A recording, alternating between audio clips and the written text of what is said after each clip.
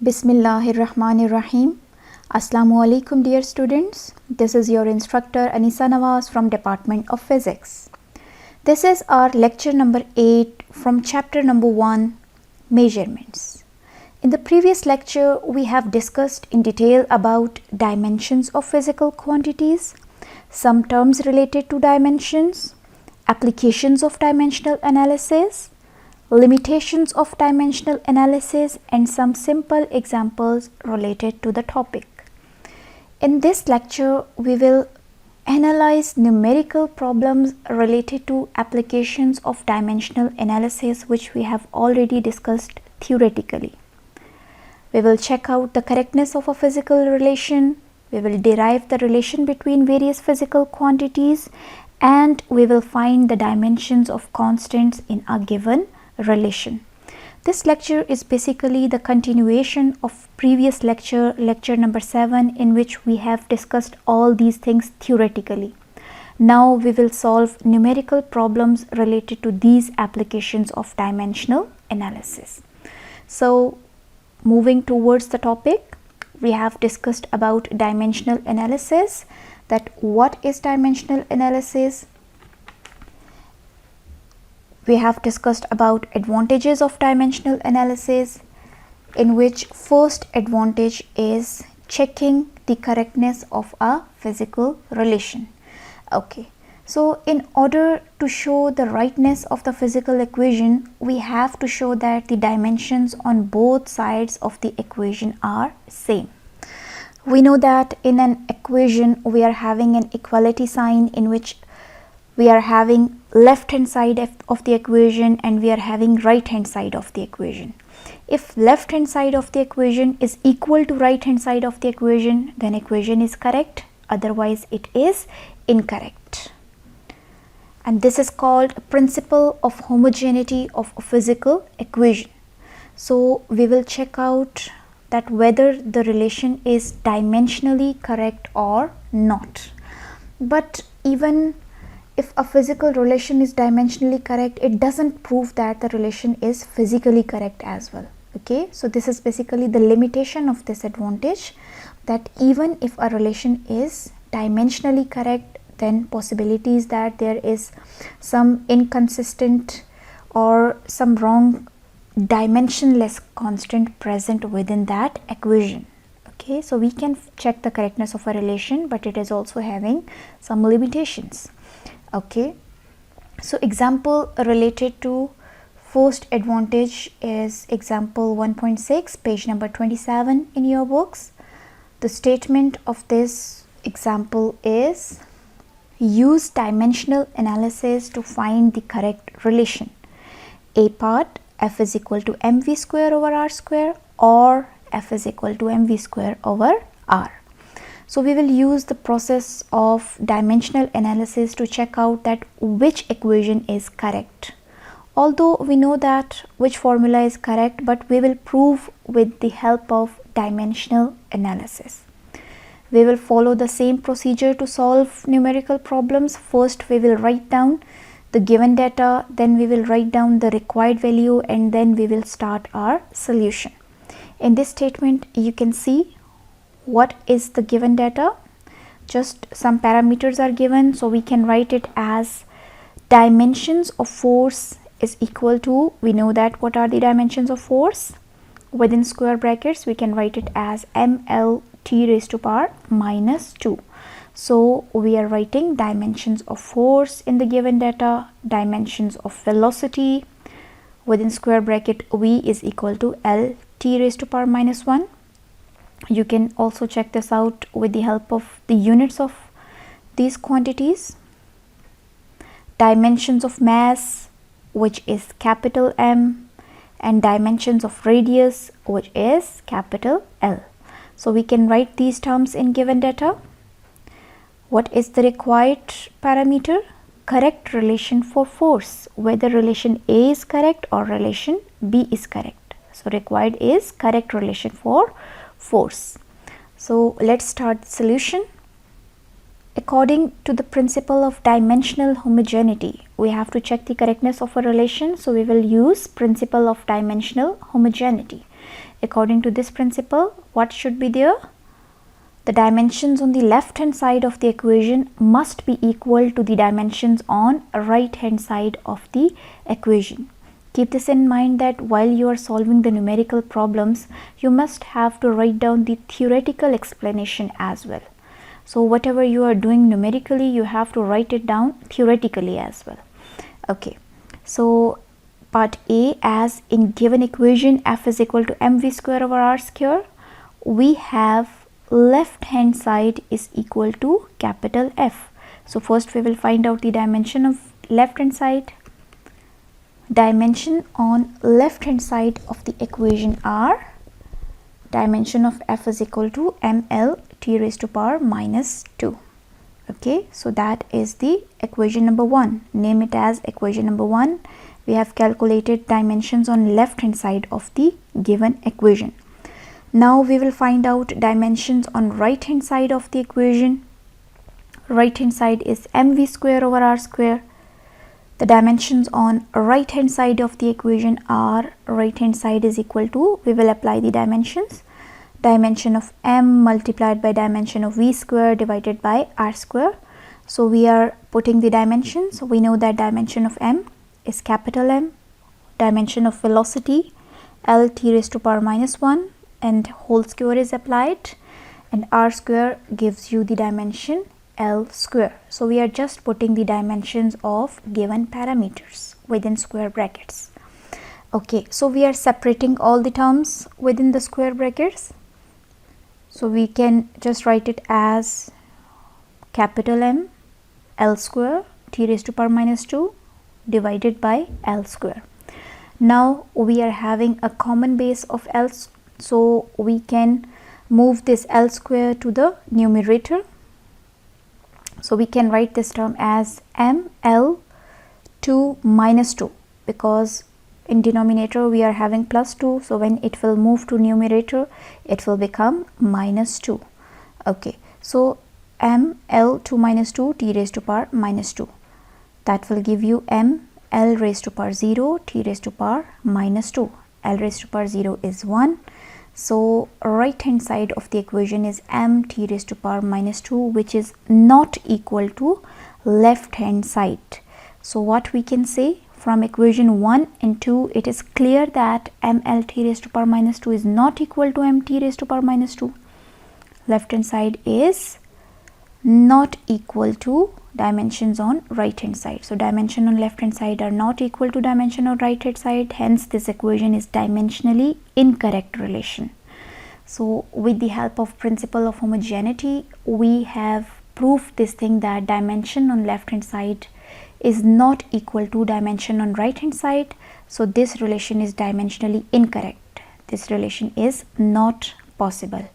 So what we have done, we have simply calculated dimension on left hand side, we have calculated dimensions of right hand side of the given equation, then we have checked whether these dimensions are equal or not. If these dimensions are equal, then relation is correct, otherwise it is incorrect.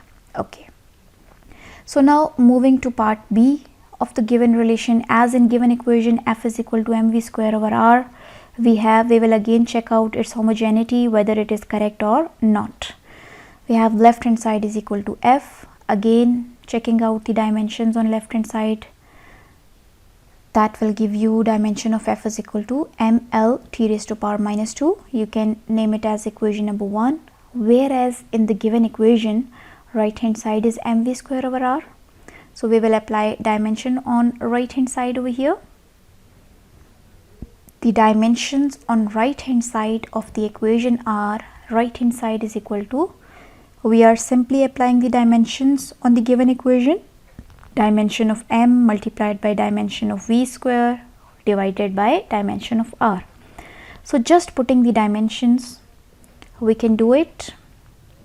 Dimension of m mass is capital M, dimension of velocity L t raised to power minus 1, and dimension of radius, which is capital L. Okay, so we can write it separately. Dimensions of capital M L square t raised to power minus 2 divided by L. That will give you ml raised to power 2 minus 1 t raised to power minus 2, which is equal to ml t raised to power minus 2. So dimensions of right hand side are ml t raised to power minus 2. Okay, so girls, if you do it step by step in your registers, that would be much better. Okay, so ml t raised to power minus 2, right hand side, equation number 2. So we can say that from equation 1 and 2, it is clear that ml t raised to power minus 2 is equal to ml t raised to power minus 2. So dimensions on left hand side is equal to dimensions on right hand side. Hence the equation is dimensionally correct relation. So we have proved this thing with the help of dimensional analysis that relation A is incorrect while relation B is correct relation. Okay, because dimensions on left hand side were equal to dimensions on right hand side. So this is the first application of dimensional analysis in which we have checked the correctness of a physical equation, that whether it is dimensionally correct or not. Okay, so we have applied this principle. Assignment 1.6, show that the equation Vf is equal to Vi plus At and S is equal to Vit plus half At square are dimensionally correct. Equation A we have already done in lecture number 7, and equation B you have to do it yourselves. You will simply write down the given data required and you will start the solution by taking dimensions on left hand side. You will name it as equation number 1. Then you will write down the dimensions on right hand side. The answer you will name it as equation number 2. If both equations are equal, you will say that according to principle of dimensional homogeneity, relation is correct. Otherwise, you will say it is incorrect. You have to do it step by step. Okay, so next we were having another advantage, another application of dimensional analysis was deriving a possible formula. We can derive a possible formula with the help of dimensional analysis. So dimensional analysis can be used to derive a possible formula, but the success of this method depends upon the correct guessing of various factors on which the physical quantity depends. Okay, we can derive a possible formula. We can say that we are having a given quantity which is dependent on this factor, and then we can find out the relation between all those quantities, but our guess should be correct that the dependence of given physical quantities on which other quantities. Okay, again it is also having some limitations, that dimensional analysis, it can deduce relations, but dimensionless constants cannot be obtained by this method. Okay, we cannot find out dimensionless constant. So what will happen, it is not telling us about the exact relationship between physical quantities, it is just telling us that whether it is directly proportional or not, and it cannot distinguish between the physical quantities which are having same dimensions. Okay, so let's check out an example related to this. Example 1.7, page number 29. The given statement is, when a solid sphere moves through a liquid, the liquid opposes the motion with a force F. The magnitude of force depends on, see here some parameters are given on which the given physical quantity is dependent. Force is dependent on the coefficient of viscosity eta, having dimensions m, L raised to power minus 1, T raised to power minus 1 of the liquid. So first parameter on which force is dependent is coefficient of viscosity, then it is dependent on the radius of the sphere and the speed of the sphere. Assuming that F is proportional to different powers of these quantities, guess a formula for F using method of dimensions. So we are going to apply second application of dimensional analysis, deriving a possible formula with the help of dimensional analysis. So we will check out how we are going to do that. Okay, so again same format, we will write down the given data over here, dimensions of coefficient of viscosity eta, which is equal to m, L raised to power minus 1, T minus 1, dimensions of velocity L t raised to power minus 1 dimensions of radius, capital L dimension of force, mlt minus 2 required is possible formula for force. We will start the solution. Let the drag force, the force which is present over here is known as drag force. Let the drag force depends upon coefficient of viscosity eta, radius r and velocity v by relation. Okay, so we will assume the relation. Okay, we will just assume that force is directly proportional to eta raised to power a. A could be positive or negative. If it is positive, it means we are having a direct relation. If it is negative, it means we are having an inverse relation. So we are just putting these just constants over here. So F is directly proportional to eta raised to power a, r raised to power b and v raised to power c. According to given data, force was dependent on these three factors. By changing the sign of proportionality into sign of equality, we can write it as Ft, drag force, is equal to k eta raised to power a, r raised to power b and v raised to power c. What is k over here? We are introducing constant of proportionality by changing sign of proportionality into equality. So this was our first step, in which what we have done, we have derived a possible relation that force is proportional to this factor which is given in the statement. Okay, so after what we will do, we will find out the value of a, b and c. How we are going to do that? Let's check it out. Where k is constant of proportionality, applying dimensions on both sides of equation 1. We are applying, obviously if we have to use the method of dimensional analysis, then we have to apply dimensions on both sides. So what we will get, dimensions of Ft is equal to k, as it is constant, so it is having no dimensions. Then dimensions of eta raised to power a, dimensions of r raised to power b, v raised to power c. Let's name it as equation number 2. Okay, now putting appropriate dimensions in equation 2 from given data. So we already know that what are the dimensions of these terms. If we don't know the dimensions, we can check out dimensions from their units. If we know the units or if we know the formula, we can derive the relation as well. Okay, if you don't want to write these factors in given data, you can also write these, you can also derive these relations, these dimensions in the solution. That will also be okay. So if we are going to put the dimensions, what we will get, dimension of, we are putting dimension of f mlt raised to power minus 2, which is equal to eta, dimension of eta raised to power a, dimension of r raised to power b and dimension of v raised to power c. We are just putting the dimensions of given parameters in the formula. F is equal to eta raised to power a, r raised to power b and v raised to power c, and we are ignoring the constant k because it is dimensionless. So we are not putting k right now during the solution. Okay, so what we will do now, we will apply these powers separately, a, b and c, to all the terms.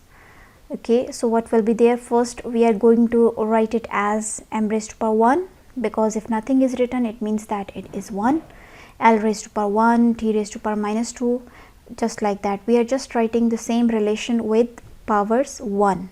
Okay, then we will apply the powers separately by adding the same variables. Okay, on left hand side you can see that m raised to power 1, there is no other m, so it will remain as it is. L raised to power 1, there is no other L, so it will remain as it is. T raised to power minus 2, there is no other t, so it will remain as it is. But on right hand side you can see m is having power a, and there is no other m in this whole relation, so we can simply write it as capital M raised to power a within square brackets. Okay, now moving to L. L, you can see that L is repeating 3 times.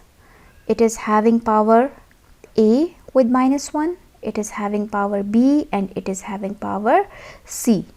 Okay, so you can see over here we can write it as L raised to power minus a plus b plus c, because if bases are same, powers can be added. So L, the base is same, we can add all its powers. Then moving towards t, capital T within square brackets, you can see we are having T 2 times over here, so its power will be added 2 times. 1 is having power minus 1 raised to power A, so that will become minus A, and second one minus 1 into C, that will become minus C. So T raised to power minus A minus C. Okay, I am again repeating this thing that you should be having your registers with you people, and you have to do it step by step by yourselves. Okay, so in the next step, comparing the powers of similar physical quantities on both sides of the equation. Okay, we are going to compare the powers of as it is equation.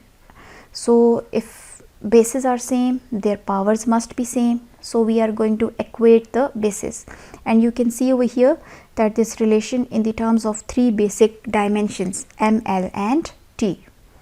Okay, for m, first we are going to equate m.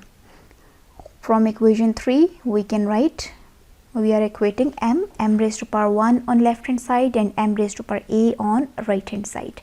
We are comparing the powers on both sides. Okay, as bases are same, so powers can be equated, so bases are cancelled over here and powers can be written as a is equal to 1. Okay, m will be cancelled with m and we will be just left with a is equal to 1. So we have calculated the value of first constant, first unknown value.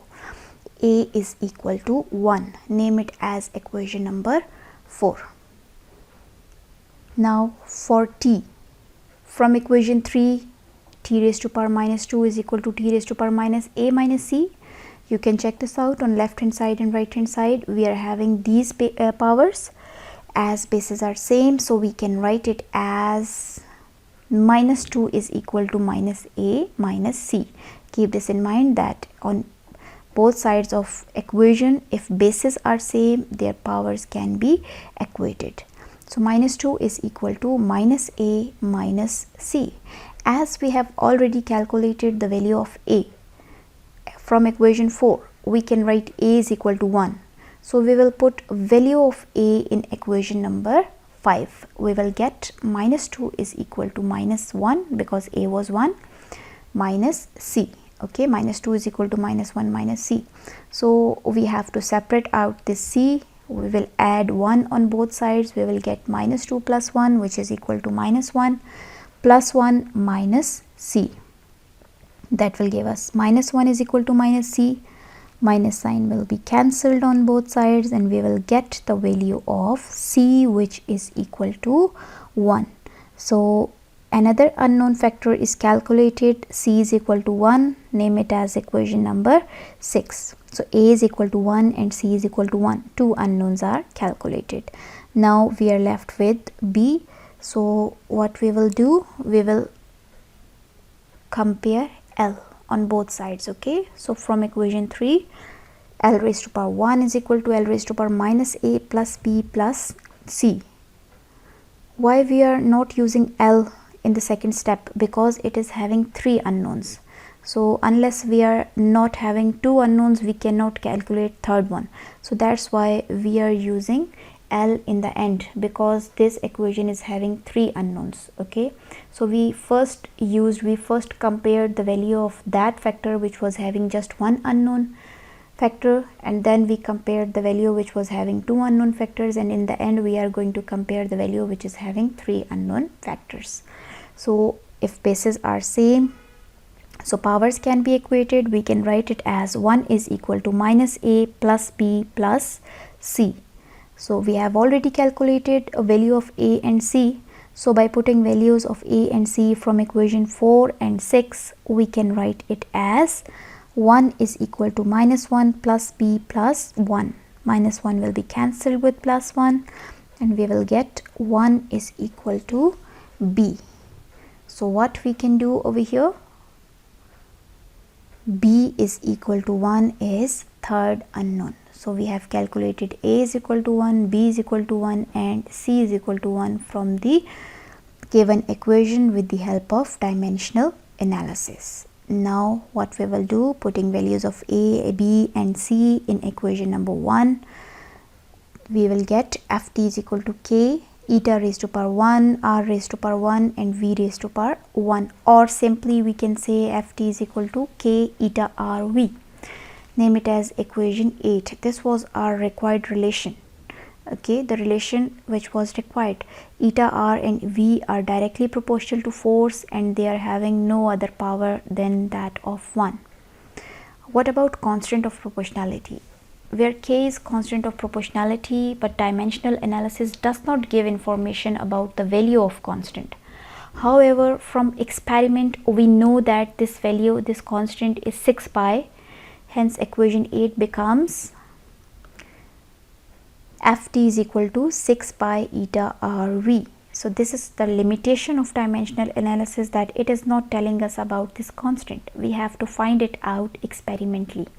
So the relation for drag force, it is known as Stokes law. Stokes law is ft is equal to 6 pi eta rv. We have derived a relation from just the factors which were given in the statement. So we were just provided with the factor dependent factors and we have calculated the relation ft is equal to 6 pi eta rv. This is the application, with the limitation that it is not telling us about the constant of proportionality. Okay, so ft is equal to 6 pi eta rv, the required answer. So assignment 1.7, find an expression for the time period capital T of a simple pendulum. The time period T may depend upon. Now what you have to do, you have to check out the dependence of the given physical quantity. It is dependent upon mass of the bob of pendulum, length of pendulum, acceleration due to gravity at the place where the pendulum is suspended. So it is dependent upon these 3 factors and you have to find out the relation. You have to do it yourself. So what you will do, you will follow the same procedure. You will write down the given data required and you will start the solution. You will check out the dependence of T. Okay, let's check out that T is directly proportional to 3 given factors, m raised to power a, l raised to power b and g raised to power c. Procedure is just as the solved example, just the values will be changed. Value of dimensions and value of constant, that will be changed. And after the solution, after finding the values of a, b and c, you will find out the answer, that is T is equal to 2 pi under root L by G. What does it mean? That T is independent of M and T is dependent on L and G. L will be having power 1 by 2 and G will be having power minus 1 by 2. So B will be having result 1 by 2 and C will be having result minus 1 by 2. You will put these values over here and you will get the answer. Okay, you have to solve it properly. Okay, so next we are having another application of dimensional analysis, that we can find out dimensions of constant in a given equation. Okay, we can find out dimensions of constant in a given equation. How we are going to do that? We are going to do that by using dimensional analysis. We can find out the dimension of constant of proportionality in a given relation. We will check this out with the help of a solved numerical problem 6, page number 34. This is numerical problem in exercise. Statement is, find the dimensions of part A, Planck's constant h, from the formula E is equal to hf. H is a constant which is known as Planck's constant, E is energy, F is frequency, where E is the energy and F is the frequency. We have to find out dimensions of the constant of proportionality with the help of dimensional analysis, which is another application of the dimensional analysis. Okay, let's check out how we are going to do that. Given data, we are simply provided with an equation, E is equal to hf, where E is energy and F is frequency. What is required? Dimensions of Planck's constant h. We have to find it out, nothing else is given. So we will start our solution. Obviously we are going to use dimensional analysis. So we have the given relation, E is equal to hf, name it as equation number 1. we have to find out dimension of H, so we will separate it out. We will write it as H is equal to E divided by F. So we have to use the method of dimensions. We will apply dimensions on both sides. What will be the relation? Dimension of H is equal to dimensions of E divided by dimensions of F. Name it as equation number 2.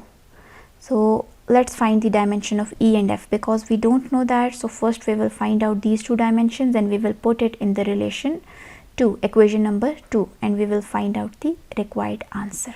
Okay. So for E, dimensions of E, what we are doing, we can use any relation of energy. You can use half mv square, whatever you want, any relation of energy. All those relations will give you the same answer. We are using this relation E is equal to mgh. Applying dimensions on both sides, we get dimension of E is equal to dimension of m, dimension of g, and dimensions of h. So that will give, just putting the value, dimension of mass is capital M, dimension of g, which is basically the acceleration due to gravity, so we will put dimension of acceleration lt raised to power minus 2, and dimension of h is height, so dimension of length over here capital L. So we can write it as ml square t raised to power minus 2, because L is repeated 2 times over here, base is same, so power will be added in multiplication. So name it as equation number 3. This is dimensions of energy. Equation number 3, ml square t raised to power minus 2, dimensions of energy. Now finding dimension of frequency, we know that frequency is inverse of time period. F is equal to 1 divided by t. So F is equal to t raised to power minus 1. Applying dimensions on both sides, dimension of F is equal to dimension of t raised to power minus 1. Name it as equation 4. So we have calculated dimension of E and dimension of F. Now we will put these two dimensions in the equation 2. What will be there? Dimension of H is equal to ml square t raised to power minus 2 whole divided by t raised to power minus 1. So bases are same, so t can be moved in the numerator. We can write it as ml square t raised to power minus 2 plus 1, because this minus 1 in the denominator will become plus 1 in the numerator. So we will get result ml square t raised to power minus 1, equation number 5. Okay, so these are the dimensions of H. Dimension of H is equal to ml square t raised to power minus 1. In this way we can find out the dimensions of constant in the given relation. That is very simple. With the help of dimensional analysis we can find out dimension of the constant, and we can also find out unit from these dimensions. Okay, we can write unit from these dimensions as well. If we are provided with dimension, we can write down its unit. For example, our H is there, so we can write kilogram for this capital M, we can write meter for this capital L, and we can write second for this capital T. So this could be kilogram meter square per second. This could be the unit of H. Okay, so from unit we can write down the dimensions, and from dimensions we can write down the units. Both alternate methods could be done. So dimension of H, ml square t raised to power minus 1 is the required answer. And part B of the same numerical 6, part B, page number 34, you have to do it yourself. That find the dimensions of gravitational constant capital G from the formula F is equal to G m1 m2 over r square, where F is force, m1 and m2 are masses of objects, and r is the distance between centers of the object. In the same way, you have to write down the given data required, and you will separate out capital G. G is equal to fr square divided by m1 m2. You will just apply the dimensions on both sides and you will find out the answer. Okay, you have to do it with proper steps. You have to write down theoretical explanations as well. And another numerical problem, show that kinetic energy is equal to half mv square and potential energies mgh are dimensionally correct. These two are very simple, I think already done almost, so you also have to do it. Okay, so now let's check out this simple video related to dimensional analysis. Check this out.